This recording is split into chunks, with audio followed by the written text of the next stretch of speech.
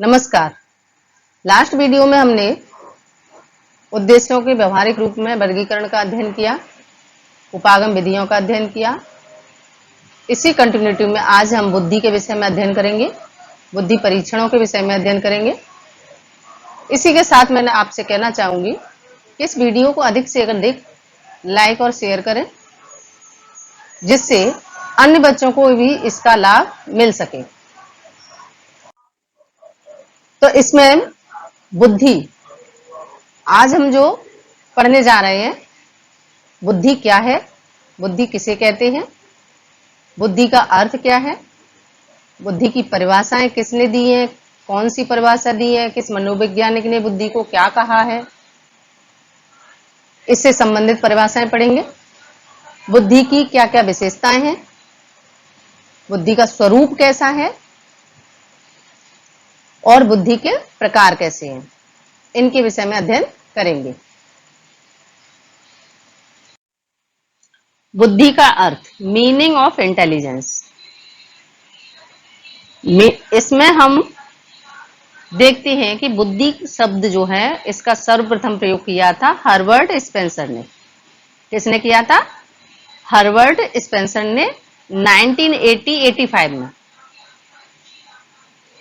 और उन्होंने कहा कि बुद्धि क्या है, कौन सी चीज है जिसे हम बुद्धि कह सकते हैं।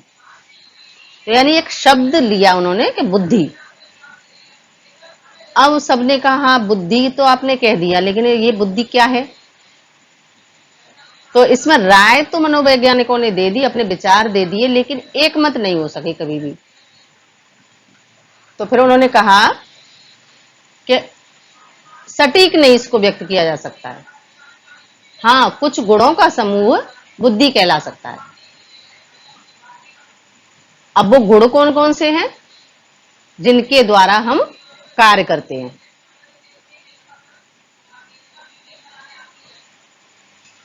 तो एक उसी समय 1923 में अंतरराष्ट्रीय परिषद हुई, यानी इंटरनेशनल कांग्रेस हुई, कॉन्फ्रेंस। और उसमें उन्होंने कहा कि यह निश्चित नहीं कर सकते हैं कि बुद्धि में स्मृतियां यानी मेमोरी, कल्पना, इमेजेंस, भाषा, लैंग्वेज, अवधान या गामक योग्यताएं जिनको, और संवेदनाएं, ये सारी चीजें उसमें सम्मिलित हैं या नहीं हैं।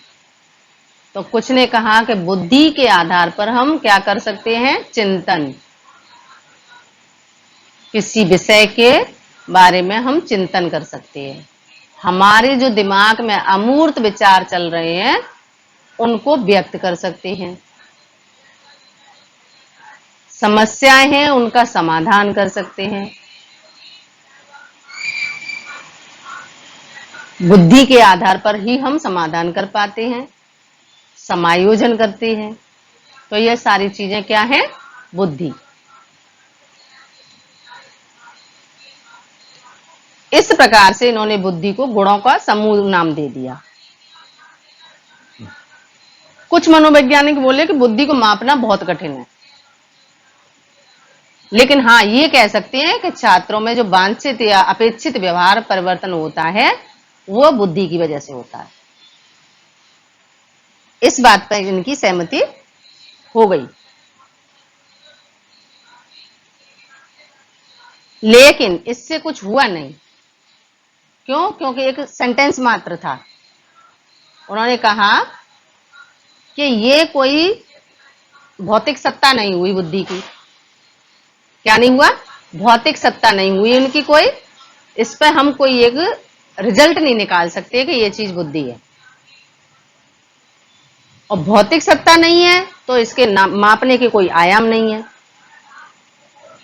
तो ये एक गुणों का समूह मात्र बनकर रह गया।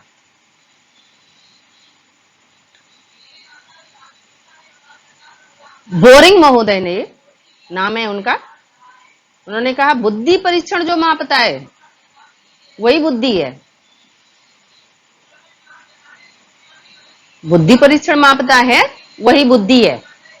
अब बुद्धि परीक्षण क्या मापता है? भाई आपने जो बुद्धि परीक्षण बनाया तो या तो आप बताओ कि वो क्या मापेगा। तब उन्होंने कहा कि बुद्धि एक ऐसा शब्द है जिसका प्रयोग हम अपने डेली, दिन प्रतिदिन की या बोलचाल की भाषा में करते हैं,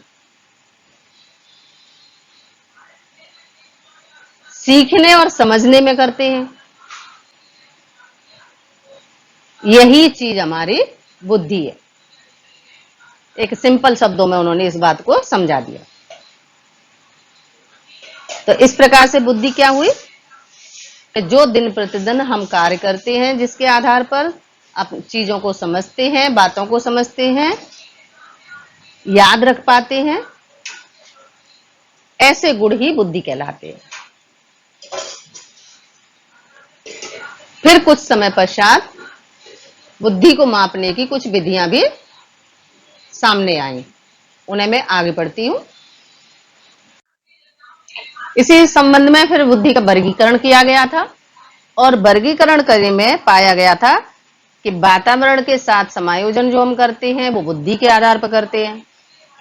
अमूर्त चिंतन करने की योग्यता हमारी बुद्धि होती है और सीखने की क्षमता के रूप में भी बुद्धि होती है। हम बुद्धि के आधार पर ही सीख सकते हैं। ये तीन बातें क्लियर हुई। जब ये तीन बातें क्लियर हो गई, फिर विभिन्न मनोवैज्ञानिकों ने, जो साइकोलॉजिस्ट थे, उन्होंने अपनी अपनी परिभाषाएं दी, जिनमें से कुछ परिभाषाएं मैंने इधर दी हुई हैं। ये आपके ऑब्जेक्टिव फॉर्म के क्वेश्चन में भी आती हैं, हर बार आती हैं। तो मेन परिभाषाएं दी है मैंने। अब हम देखेंगे डेफिनेशन ऑफ इंटेलिजेंस, जिसमें टर्मन के अनुसार कहा गया है कि बुद्धि अमूर्त विचारों के बारे में सोचने की योग्यता है। अमूर्त विचार जो हमको दिखाई नहीं देते, जिनको हम केवल सोच सकते हैं, समझ सकते हैं, व्यक्त कर सकते हैं। यानी जैसे आपको सपना आया और सपना सोते सोते आपने राजा बन गए, तो ये क्या था? अमूर्त दिमाग में चल रहे थे। बैठे बैठे आपने सोच लिया काश मैं गोवा में होता, काश मैं IAS PCS का एग्जाम फाइट कर लिया होता।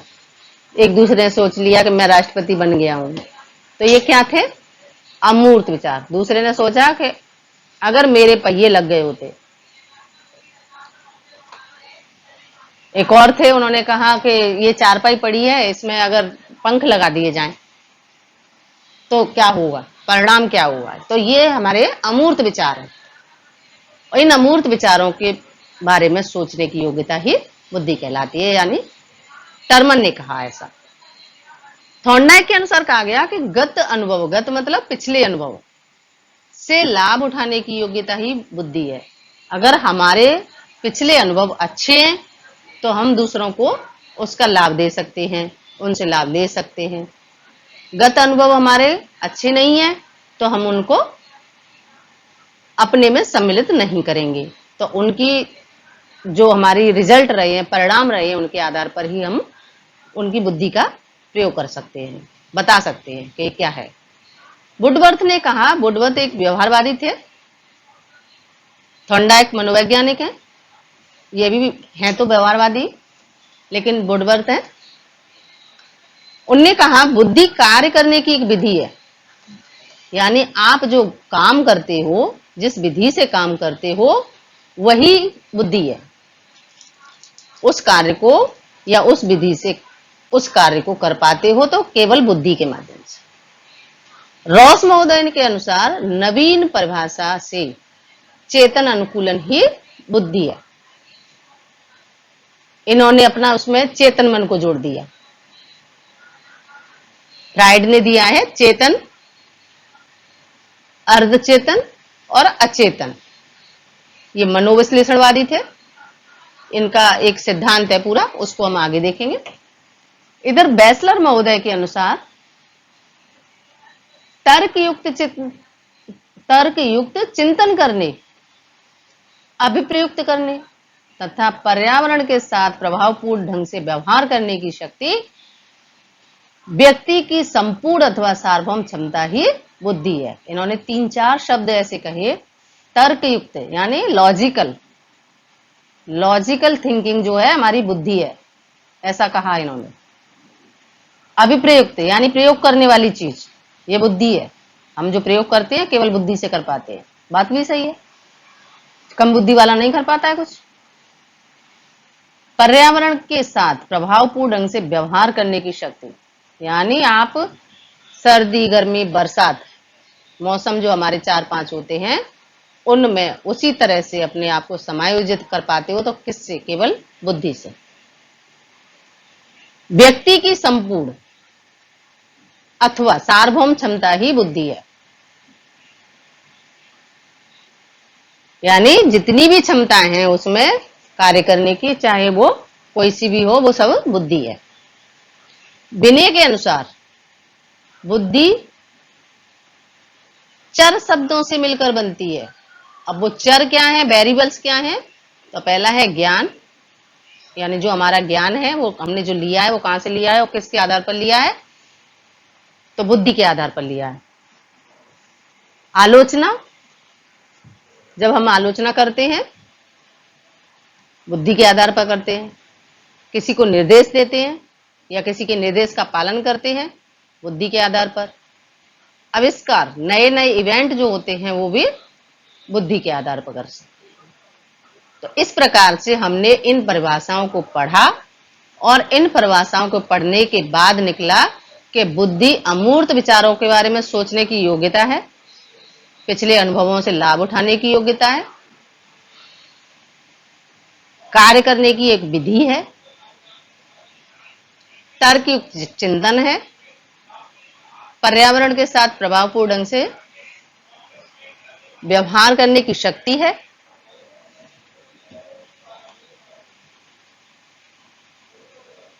आई होप कि आप सबकी समझ में आ गया होगा कि बुद्धि क्या है।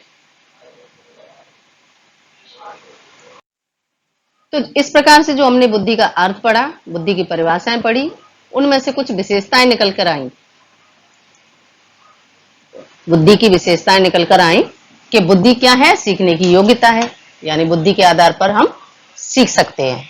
कुछ नया जो भी सीखते हैं वो बुद्धि के आधार पर सीखते हैं। बुद्धि क्या है? जन्मजात शक्ति है। बुद्धि को जन्मजात शक्ति माना, यानी हम जन्म के साथ ही कुछ न कुछ जो बुद्धि होती है हमारे, उसी बुद्धि के आधार पर हम काम करते हैं। बुद्धि पर्यावरण के साथ समायोजन की योग्यता है। क्या है? एनवायरनमेंट के साथ जो एडजस्टमेंट करते हैं तो वो हम बुद्धि की एबिलिटी के आधार पर ही कर पाते हैं। आपके साथ भी है, सभी के साथ है। बुद्धि अमूर्त चिंतन की योग्यता है, अभी मैंने बताया। बुद्धि समस्या समाधान की योग्यता है। हमारे सामने नित नई कोई ना कोई समस्याएं आती हैं और हम उनका जो समाधान कर पाते हैं, जितने अच्छे ढंग से समाधान कर पाते हैं, वो सिर्फ बुद्धि के आधार पर। बुद्धि, ज्ञान और बुद्धि दोनों में अंतर है। ज्ञान आप कहीं से भी ले सकते हो, किसी भी तरह का ले सकते हो, लेकिन बुद्धि के आधार से जो काम करते हो तो उस ज्ञान में से कितना आपको चाहिए, कितना आपको लेना है और कितना देना है, ये बुद्धि तय करती है। हो सकता है किसी आदमी के पास अथाह ज्ञान हो और उसका उपयोग नहीं हो पाए। तो ज्ञान क्या है? एक सूचनाएं हो गई। सूचनाएं तो कहीं से भी ले सकता है, कोई भी ले सकता है, किसी भी तरह की ले सकता है। लेकिन बुद्धि जो आपकी योग्यता है, क्षमता है, कार्य करने की जो विधि है, ये सारी चीजें बुद्धि है। ये वंशानुक्रम और वातावरण पर भी निर्भर करती है। ऐसा पाया जाता है कि जो होशियार माता पिता होते हैं उनके बच्चे होशियार होते हैं, लेकिन अगर उन होशियार बच्चों को खराब वातावरण में रख दिया जाए, वहां पर पालन पोषण किया जाए, तो वो बच्चे उसी तरह के हो जाएंगे। इसके लिए एक साइकोलॉजिस्ट थे, उन्होंने नवजात शिशु को जंगल में छोड़ दिया था, तो वो बच्चा फिर उन्हीं जानवरों की तरह चलना फिरना, खाना बैठना सब सीख गया था। और ये कोई और नहीं थे, वॉटसन थे, व्यवहारवादी। उन्होंने अपने प्रयोग में इस बात को सिद्ध किया। इस प्रकार से हमने देखा कि विद्यालय में क्यों बच्चे होशियार हो जाते हैं, घर में क्यों नहीं होते हैं, जबकि माँ तो सारे दिन उनको सिखाती है। तो वो एक वातावरण होता है, अनुकूलित वातावरण होता है, इसीलिए विद्यालयों का निर्माण किया गया। बुद्धि पूर्व अनुभवों से लाभ उठाने की योग्यता है। आपके जैसे भी पूर्व अनुभव होंगे, प्रीवियस एक्सपीरियंस होंगे, उनसे आप लाभ उठा सकते हैं। जैसे मैंने कोई प्रोजेक्ट बनाया और पहला वाला सफल हुआ, तो मैं उससे आगे का बना सकती हूँ। मैंने प्रोजेक्ट बनाया और पहला असफल हुआ, तो मैं आगे दूसरे उस तरह का काम नहीं करूंगी, क्योंकि उसमें मेरा मनी और टाइम दोनों वेस्ट हो जाएंगे। तो ये हमारे पूर्व अनुभव थे। बुद्धि का विकास जन्म से लेकर किशोर अवस्था तक होता है। ये तब माना गया था, लेकिन विकास तो होता रहता है पर उतनी तीव्र गति से नहीं होता। जन्म से लेकर यानी जिस समय बच्चा आया है उस समय भी वो, आपने देखा होगा कि अपने कार्य कराने के लिए रोने की ध्वनि निकालता है। तो रोने की ध्वनि उसने क्यों निकाली, क्योंकि उससे पता है कि मेरे रोने से मेरे सारे काम हो जाएंगे। तो उस समय इसका मतलब उसमें बुद्धि है। तो इस प्रकार से ये सारी विशेषताएं किसकी थी, बुद्धि की। क्लियर। ऑब्जेक्टिव क्वेश्चन जब भी आते हैं तो इन्हीं में से आएंगे। बुद्धि का स्वरूप, नेचर ऑफ इंटेलिजेंस, यानी बुद्धि का स्वरूप कैसा होता है, क्या है। इतनी देर से हम कह रहे हैं कि बुद्धि ये है, ये है, ये है, फिर भी वही चीज आई। बुद्धि क्या है, समस्या समाधान की योग्यता, यानी कितनी भी कठिन से कठिन समस्या है, लेकिन वो उसे बुद्धि से हम सॉल्व कर लेते हैं। कहीं भी ट्रैफिक में फंस गए हैं तो आप अपनी बुद्धि का प्रयोग करके साइड से निकल जाते हैं, लिफ्ट लेके निकल जाते हैं, अपने व्हीकल को वहीं खड़ा कर देते हैं, फिर चले जाते हैं। कोई भी कठिन समस्या है, चोर आ गए घर में, उनसे बचने के लिए, अचानक आग लग गई, उनसे बचने के लिए आपने छत से छलांग मार दी। तो ये क्या किया, आपने बुद्धि के आधार पर काम किया कि हम जलने से तो अच्छा है, थोड़ा सा ही चोट तो कहीं आएगी, लेकिन आपने अपने आप को बचा लिया। इसी तरह तैराक है, डूबते हुए को बचा लेता है, किससे, अपनी बुद्धि से, नहीं तो वो खुद भी बह सकता है। सीखने की योग्यता है, बुद्धि क्या है, सीखने की योग्यता है, आप कितना भी सीख सकते हैं। भारतीय मनीषी विद्वान, इन्होंने क्या किया था, ज्ञान में सबसे प्रमुख स्थान दिया था, और इन्होंने दो तरह का ज्ञान माना था, साधन और साध्य। साधन जिसके द्वारा हम ज्ञान सीखते हैं, साध्य जिससे सीखते हैं। ठीक है। तो अधिक से अधिक ज्ञान ग्रहण कर लेता है जो व्यक्ति, वो समाज में सबसे ऊंचा स्थान प्राप्त कर लेता है। क्यों, क्योंकि वो दूसरों को सिखाने लगता है।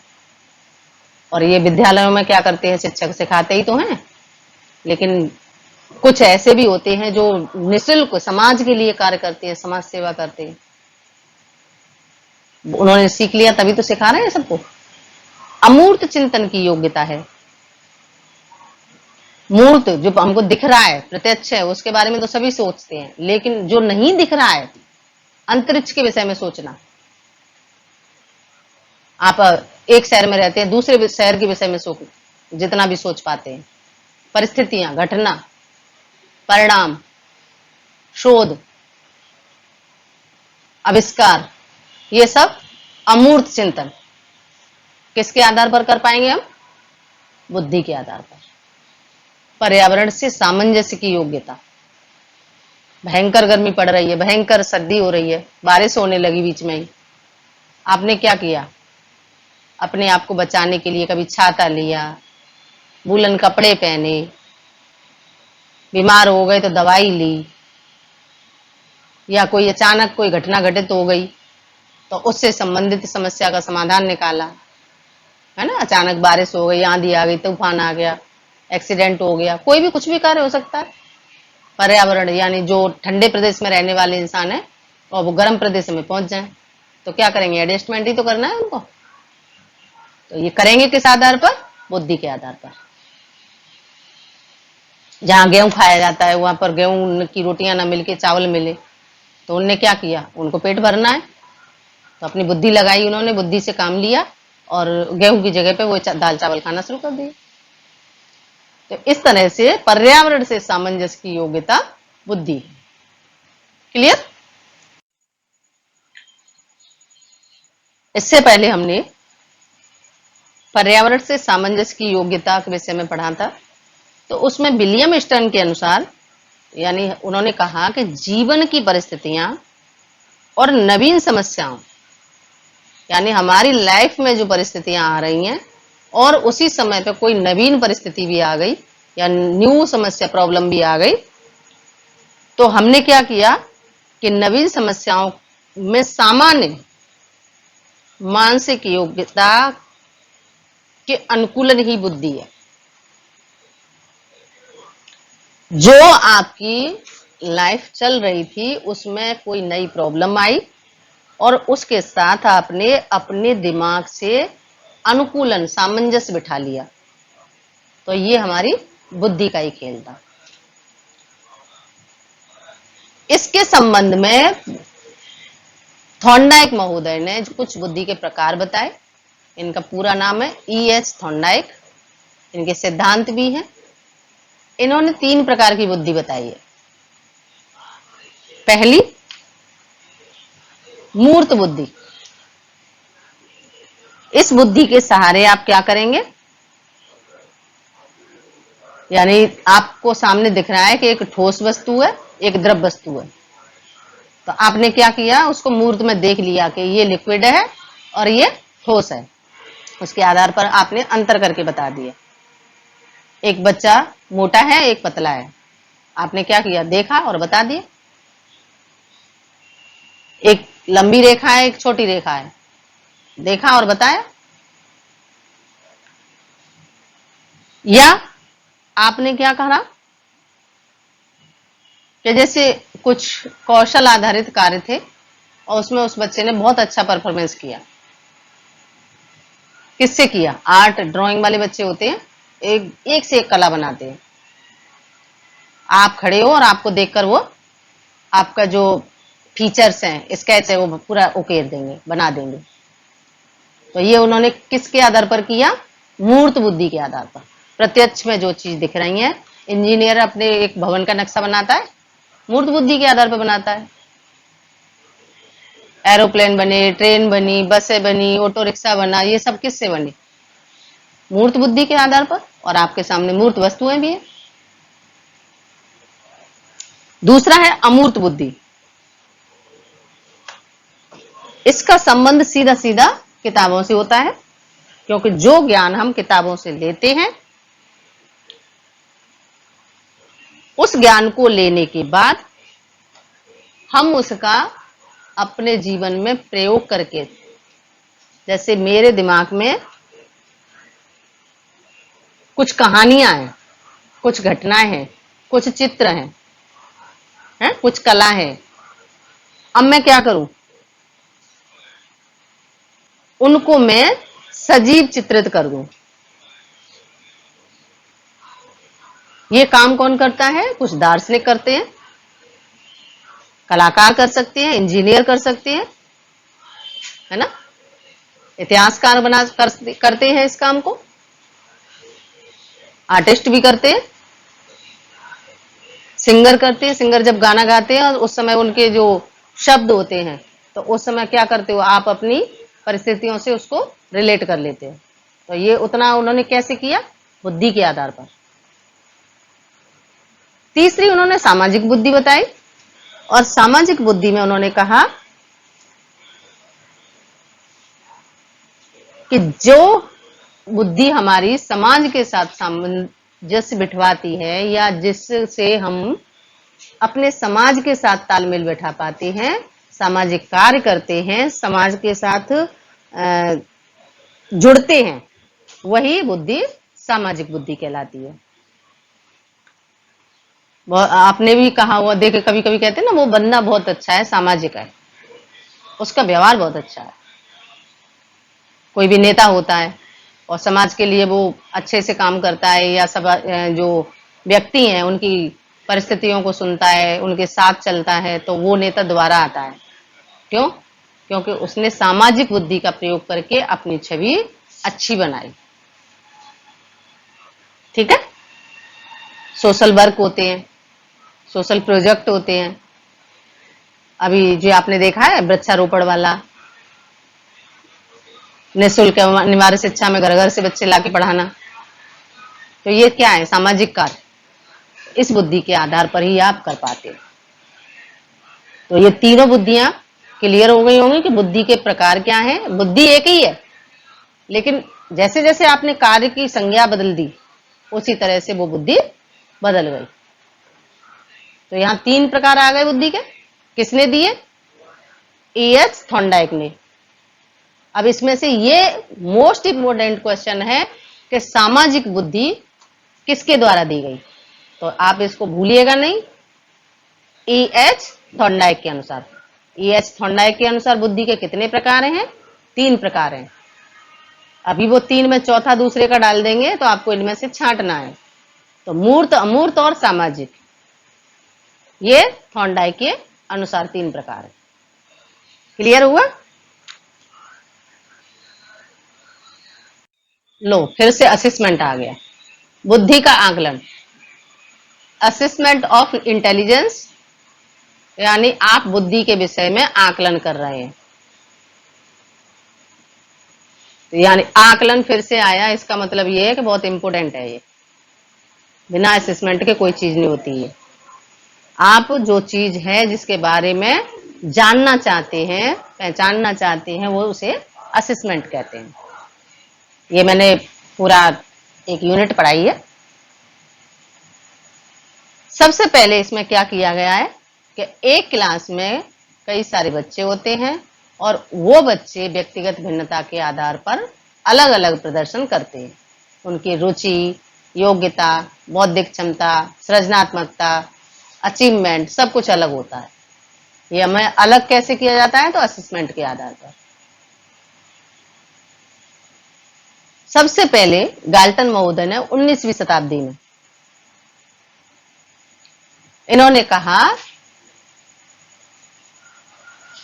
कि इंद्रियों के कार्य को मापने के कुछ परीक्षण बनाए जाएं, और उन्होंने बनाए। कब बनाए? 19वीं शताब्दी में। किसने बनाए? गाल्टन महोदय ने। ये पूछ लेते हैं, इसलिए सारे सन आपको याद करने हैं। अभी मैं एक एक करके बताती हूँ। इसके बाद 19वीं शताब्दी के बाद सन 1980 में एबिंगहॉस महोदय तथा 1890 में प्रसिद्ध मनोवैज्ञानिक कौन? केटल। इन दोनों ने कोलंबिया, एक यूनिवर्सिटी है, वहां के बच्चों के ऊपर उनकी प्रतिक्रियाओं, उनकी गतिविधियां, उनकी कुछ सामान्य मानसिक क्रिया, इसमें देखा कि इन सभी बच्चों में अलग अलग है ये चीज। यानी सभी बच्चों में व्यक्तिगत भिन्नता के आधार पर ये सारी चीजें पाई जाती हैं। कैसे देखा? एक परीक्षण बनाया उसके माध्यम से। तो एबिंगहॉस और केटल ने कहां के विश्वविद्यालय में परीक्षण बनाया? कोलंबिया विश्वविद्यालय में। एबिंगहॉस ने स्मृति और विस्मृति का कॉन्सेप्ट भी दिया है, इसको भी मैं आगे बताऊंगी। तीसरा है बिने तथा साइमन परीक्षण। इन्होंने बहुत काम किया है इस पर। सबसे पहला बुद्धि परीक्षण किसने दिया है? बिने तथा साइमन ने। इन्होंने 1905 यानी 1905 में अपना परीक्षण बनाया और बहुत ही प्रसिद्ध हुआ। ऐसा परीक्षण निर्मित किया कि वो आज भी प्रचलन में है।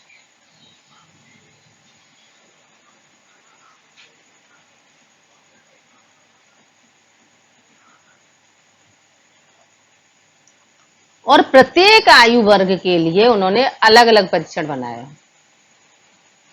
इसके बाद उनका संशोधन किया और सन 1908 यानी 1908 में भी संशोधित परीक्षण बनाया, फिर 1911 में भी बनाया, फिर उनके जो शिष्य थे उन्होंने 1912 में स्टर्न में इस चीज को और आगे बढ़ाया। तो इस प्रकार से ये इतिहास है इसका। एग्जाम में आपका विनय तथा साइमन का परीक्षण अवश्य पूछा जाता है। तो ये कौन सा परीक्षण है? कि बुद्धि परीक्षण है। किस ईयर में दिया? सन 1905 में दिया। संशोधित कब आया? 1908 में आया।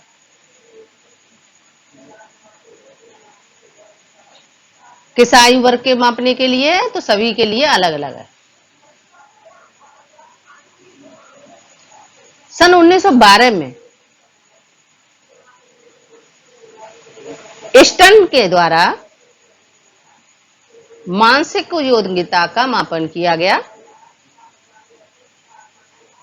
और उन्होंने कहा शारीरिक आयु के अनुसार, फिजिकल एज, शारीरिक आयु के अनुसार किए गए परीक्षणों में मानसिक योग्यता का परिचय मिलता है। यानी जिस दिन से आपका जन्म हुआ उस दिन से जो आज तक की उम्र है शारीरिक आयु के अनुसार प्रत्येक बालक की अलग अलग होगी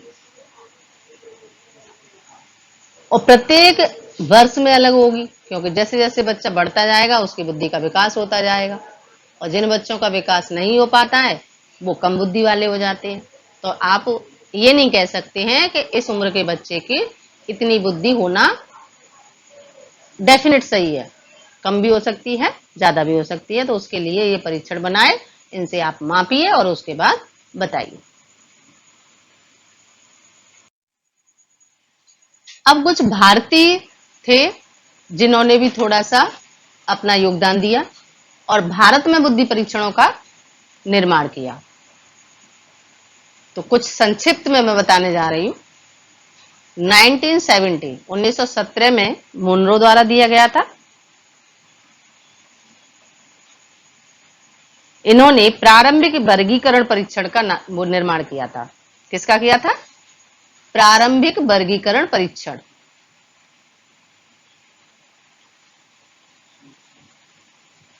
इसके बाद C.H. राइस द्वारा सन 1922 में एक परीक्षण का निर्माण हुआ।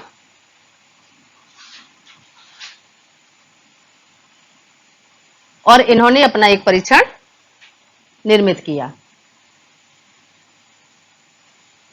L.S. झा के अनुसार, ये भी एक मनोवैज्ञानिक है, 1933 में इन्होंने इन्होंने बनाया रिचर्डसन सिंप्लेक्स मेंटल टेस्ट का हिंदीकरण किया।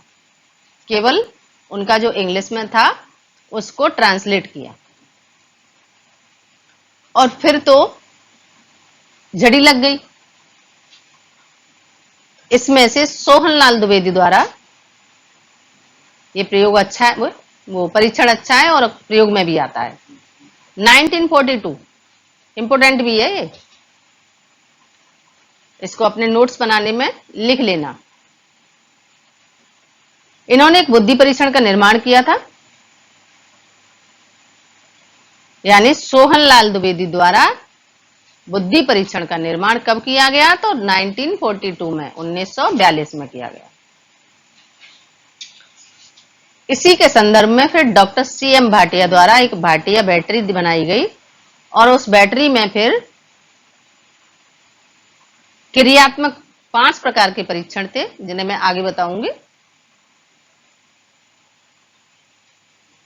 प्रथम मनोविज्ञान प्रयोगशाला कहां स्थापित की गई? कंपटीशन का क्वेश्चन है ये, इलाहाबाद में। किस सन में? 1956 में। कितने परीक्षणों का निर्माण किया था? यहां पर 3 परीक्षणों का निर्माण किया था। वो 3 परीक्षण कौन कौन से थे?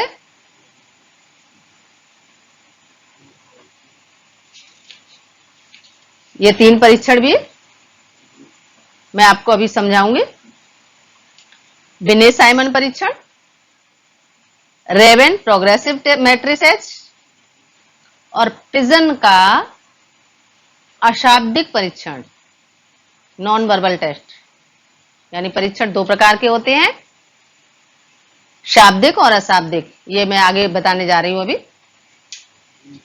तो उसमें से इन्होंने एक अशाब्दिक परीक्षण भी बनाया। क्रियात्मक बैटरी है, मतलब ये है कि कार्य करने पर, आप जो काम करेंगे, जो भी क्रिया करेंगे, उसमें से देखा जाएगा कि आप किस तरह से कार्य करते हैं। तो ये बुद्धि है आपके अंदर। क्लियर?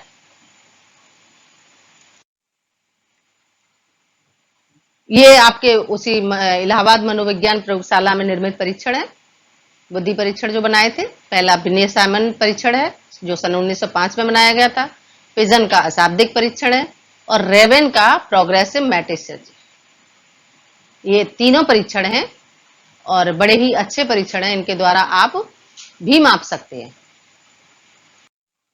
इसके अलावा भी कुछ और भी परीक्षण हैं जिनको मैं अगली स्लाइड में पढ़ाऊंगी, नेक्स्ट वीडियो में। आज इसमें इतना ही। नमस्कार, धन्यवाद, स्वस्थ रहें।